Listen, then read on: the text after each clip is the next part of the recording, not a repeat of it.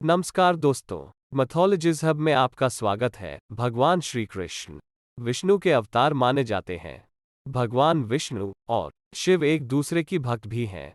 पुराणों में जो कथाएं मिलती हैं, उनके अनुसार शिव को नहीं मानने वाला व्यक्ति विष्णु को प्रिय नहीं हो सकता। इसी प्रकार विष्णु का शत्रु शिव की कृपा का पात्र नहीं हो सकता।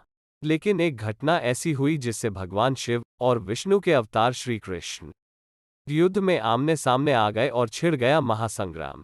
पुराणों में शिव और श्री कृष्ण के बीच हुए युद्ध की जो कथा मिलती है, उसके अनुसार राजा बलि के पुत्र बानासुर ने भगवान शिव की तपस्या करके उनसे सहस्त्र भुजाओं का वरदान प्राप्त किया।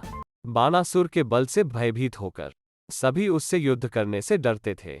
इससे बानासुर का अभिमान हो गया।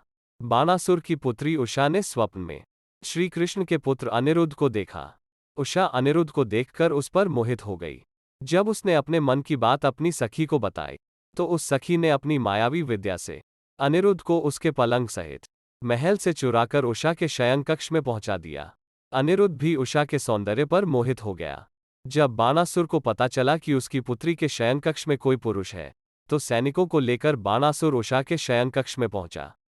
बानासुर ने अनिरुद्ध को देखा तो बानासुर के क्रोध की सीमा न रही और उसने अनिरुद्ध को युद्ध के लिए ललकारा और बानासुर और अनिरुद्ध के बीच युद्ध होने लगा। जब बानासुर के सभी अस्त्र विफल हो गए, तब उसने नागपाश में अनिरुद्ध को बांधकर बंदी बना लिया। जब इस पूरी घटना की जानकारी भगवान श्री कृष्ण को मिली, तो वह अपनी सेना के साथ बानासुर की राजधानी पहुंचे। श्री कृष्ण और बानासुर के बीच भयंकर युद्ध होने लगा। बानासुर ने युद्ध में अपनी हार होती देखी, तो उसे शिव की याद आई, जिसने बानासुर को संकट के समय रक्षा करने का वरदान दिया था। इधर श्री कृष्ण ने सुदर्शन चक्र बानासुर पर छोड़ा। बानासुर ने शिव का ध्यान किया। भगवान शिव युद्ध भूमि में प्रकट हुए और श्री कृष्ण के सुदर्शन चक्र को बीच में ही रोक दिया। बानासुर की रक्षा के लिए भगवान शिव ने श्री कृष्ण से कहा कि श्री कृष्ण, बानासुर मेरा भक्त है, आप कृपया युद्ध भूमि से लौट जाइए, अन्यथा आपको मेरे साथ युद्ध करना होगा। श्री कृष्ण ने शिव से युद्ध करना स्वीकार किया और फिर छिड़ गया भगवान शिव और श्री कृष्ण के बीच महासंग्राम। जब श्री कृष्ण ने देखा कि शिव के रहते हुए बानासुर को परास्त नहीं कर पाएंगे, तो उन्होंने शिव से विनती की कि मेरे हाथों बानासुर का पराजित होना विधि का विधान है। आपके रहते मैं विधि के इस नियम का पालन नहीं कर पाऊंगा।